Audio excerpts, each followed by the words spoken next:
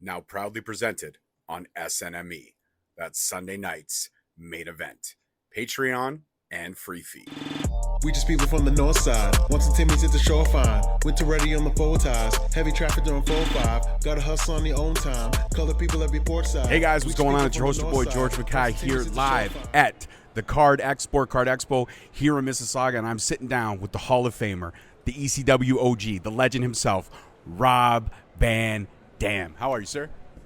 Excellent, dude. Hall of Famer. I was like, should I? Nah, I'm just gonna let him talk, dude. I'm tired. It's been a long day of signing stuff. It has also been a very long month, and for me, this is the end of like a really long run.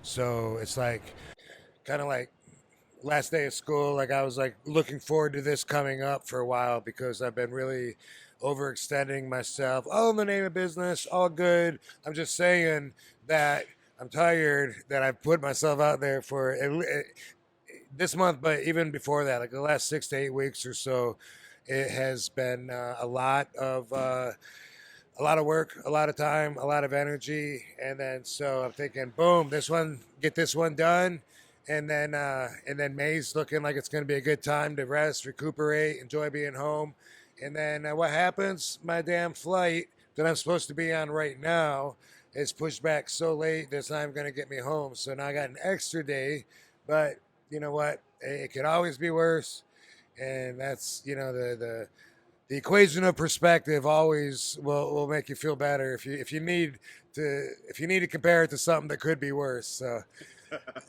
glad to be here. Thank you very much. But I'm a little bit tired. I got you. I won't take up too much of your time. Only a couple questions. One of the questions I promised myself, if I ever had the opportunity to sit down with you and or John Cena, ECW One Night Stand 2006, main event, you versus John Cena for the World Heavyweight Championship. Being in that room, being in the Hammerstein Ballroom on that day with that crowd, what was that vibe like? I mean, watching it from home, I could tell that was they were going to riot if you did not win. Could you feel that in that venue that night? There's no other night in my whole career to compare to that vibration, and even like John knew going into it, he was going to be the underdog. He knew that they weren't going to like him. I remember him, having the attitude of like, this should be fun. And he really did have fun with it. I know he did. Like he couldn't have expected. I didn't expect them to throw his shirt back. Like who would have known that something like that? I mean, this is a top wrestler in the world, and they won't even take his shirt because everything he stood for against everything that I stood for, and those were 100% my people. No other night to compare to it. So that goes down as my crowning moment, and it's because what I was fighting for was my entire career up till that point. Besides the fact it was a great match, great show, my idea, planting the seed in Vince's head, all of that made that particular night really cherishable, and in fact, the moment out of my career. It's amazing, and I've heard you mention that you were one of the seed planters, if you will, into Vince's head for the idea. Uh, when you look back and you think about that as being your crown moment, but you were also the one that planted that seed, watched it grow. How cool is that? Well, it's super cool. A lot of times, for me, being there in WWE, my feeling of worth to the company would be go up and down all the time. I never felt like I was expendable. Every every year around this time when wrestlers get laid off after Mania, everyone's so shocked. Oh my God, they let so and so go. It's what happens. And the whole time I was there, they might I might have a few good weeks. It might really build up my confidence, and then they would do a few things that would make me feel like, wow, they don't get me. Two, they obviously don't want to get behind me. You know what I mean? And sometimes it could be wrestling someone that my ego or my business perspective told me wasn't worth being in the ring with me, let alone beating me. It could be promises that are put to you that are taken away. There's always, I think everybody has to deal with that to an extent. That's part of being there. At least it always has been, unless it changes dramatically. So for me, like it was always just, like, hey, glad to be here. I know I got this connection with the fans. I know that's real, and they can't take that away from me. But all the other stuff, it kind of turned me off from the politics, the whole office game completely. I could totally see that, and it's not surprising because you know what, a lot of people, myself included, I was diehard fan. Still, I'm a very big fan of pro wrestling. Started a podcast because of it. They didn't get Rob Van Dam, and I could tell that. But I really feel like being inducted in the Hall of Fame shows that they know how impactful you were in this business. But also, I got to ask, speaking of Hall of Fame, you, Paul Heyman, you read his induction just a few weeks ago. You guys hugged. There was that embrace there. Any words exchanged in that? Like, dude, like, did you both ever think that you would be inducted in the Hall of Fame, literally a few years apart from one another? He stuck his tongue in my ear too. I don't think the camera caught it, but it was a special moment. You know. Well, I mean, there was probably a time when I thought it would happen, and there was a time when I thought it would never happen. Like that's the whole experience of life. Is the longer you're around, the bigger picture you get. So if you're studying it, you just know so much more, understand so much more, and I'm always telling people this, like, it's crazy how people limit themselves with their mindsets and consider themselves old, like when they're like in their early 30s. Um, I just can't relate to that. At 53, if somebody wants to call me an old man, I get it, but I don't feel that. I don't connect to that. No way. And when I'm talking about an old man, it's not me. It's someone, that now is, I don't know, in their 70s maybe. Sounds pretty old, but Yeah. even that, like, is like, I would as say I have early friends in the, 80s. yeah, then for sure then, right? But I wouldn't go backwards in time for anything. I feel better in my 50s than I did in my 40s, and it's like just having like that broader perspective and understanding everything has a bigger picture. Like no matter what you're talking about, looking at, there's always more to it that you're not looking at or talking about, and it's so easy to ignore that and just be in the moment. But my philosophy no longer allows me to do that. I love your philosophies on life. I love everything myself. I was a little bit of a weed connoisseur in my younger days, my high school days. Fell off for a bit, and then recently rediscovered because of all the benefits that it was helping me and my mental state and everything like that, putting things forward and stuff like that. But you being, it was funny. You were up in the Q&A, and I filmed the whole Q&A. That was fantastic, little 15 minutes there. But you talked about how surreal it was for you to be in Canada when it wasn't really legal here, but we were just doing it free will because some of the best weed is grown here in Canada, and that's the truth. But I mean, being free willing to see come full circle from where it was just 20 years ago to where it is now, that it's so accepted and so respected. Is that wild to you? And you're kind of like one of the spokespeople for that whole culture. Yeah, it's definitely not wild. This is the way that it should have been always, actually, but definitely decades ago. And so the fact that right now in the States, down south, we still have about 8 states, unless a couple changed in the last few months, that have absolutely no marijuana legalized programs at all. The rest of the country is like slowly coming around. A lot of it's medicinal, some recreational, some are so small in the jurisdictional legalization that the whole state doesn't even know. They got certain little counties. The whole thing is ridiculous, and I try to use these things to compare it to make sense to people. All right. So someone asked me the other day, isn't it crazy that they used to lock people up, throw them in jail over marijuana? Now it's legal everywhere.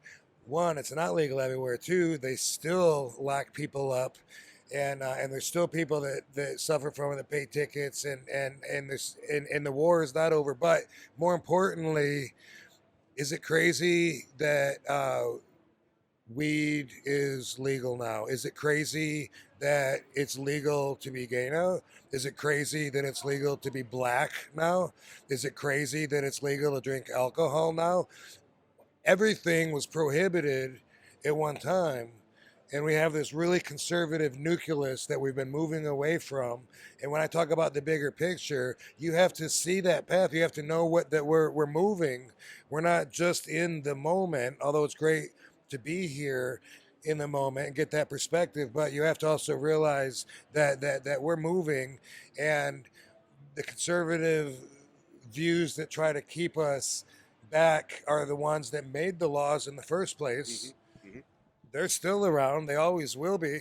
And so as we're finally getting, seems like we're getting power to adapt to common sense and morality. But in the end, they're going to own everything anyway, because they're the long-term planners and thinkers. Yeah. No, that's fantastic. You have a very great sense of the whole big picture. I really do. I love the philosophies that you talked about. One more question. I'm going to let you go enjoy the rest of your evening. Being in that room, Hall of Fame night, Paul Heyman, arguably the best one, where people are saying one of the best Hall of Fame speeches ever. Was that the vibe you got? Well, to be completely honest, I'm going to watch it again when I get home. It was fantastic, but being there, I didn't absorb it the way that everybody else did. For me, it was almost more like I was listening to him, but it was also kind of like watching a friend of mine working. Yeah. And so I'm watching him in the ring, and I'm like, okay, good move. He went and put the hat on. Good one. That got over. Good pop. I'm watching it like that, and I missed a lot. So I need to go back because I know that he struck a lot of people in the heart, and they are telling me best speech ever, and they loved it. I knew being there was like I said, like watching a good match. Like, okay, that worked. That worked. Good job. I want to rewatch it so that I can really give a better firsthand perspective. Honestly, of that answer, because for me, I knew it was great, but I feel like some of the moments passed me by. I got you. And actually, one question that just kind of popped in my head real quick. Brian Solomon wrote that great book on the Sheik. Yeah. I loved it. I read it. I actually interviewed him when he was doing his book tour about it. Fantastic read. Being around somebody like that and not seeing the Sheik, I guess, get the proper flowers he deserves. Sabu and myself inducted the Sheik into the Hall of Fame. It was an honor. Of course, I gave the speech. Sabu, not so much on the talking. Yeah, not so much on the talking. Joyce was there. Oh, wow. And maybe that was the last time I saw her live. So obviously it was really cool and an honor to be able to do that. And I just finished the damn book. Me too, recently. Yeah. When you were up there, I was like, yeah, I just finished like 2 weeks ago myself. Okay, yeah. I started so long ago, though. You too, same. I picked it up. It was kind of same. I put it a couple chapters, take a break. Yeah. Not on purpose, just kind of happened. Same, yeah. I would, and I'd be like, I'm gonna read this mob book for a while. Let me get back to Sheik's book, and it was like, it's not that it was boring, but it's just that I do most of my reading right before I fall asleep at night. That's what puts me same, right? Same, yeah. So you already know everything I'm going to say here. Yeah. Why do I even need to talk anymore? No, we don't know. No, but great book, great book, and like I said, I think I had said this earlier. Like, was I talking about the bigger picture? And yes, like, we're talking about the bigger picture. It's so easy to just think everything that in the past happened before us, so we weren't part of it. But then to see the timeline and see like where we really come in on that and how we really are part of that, and that the past just happened, it's amazing, and it's like that with the laws, like I said, with prohibitions, and it's like that with everything in history. And so seeing that in the Sheik's life, his career, seeing on the timeline, where I fit into that. And then it's like, that's right. I remember us going to Japan for Sabu's wedding, but I didn't realize at what point that was part of Sheik's story. And to be part of that was just something that it was kind of like, I don't want to say overwhelming, but I'd just say it was very mind blowing for me.